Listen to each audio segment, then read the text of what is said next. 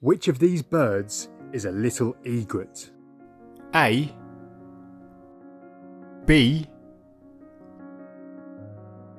or C? And yesterday I asked, which of these three members of the pigeon family arrived in the UK within the last 100 years? A, the collared dove, B, the stock dove, or C, the turtle dove?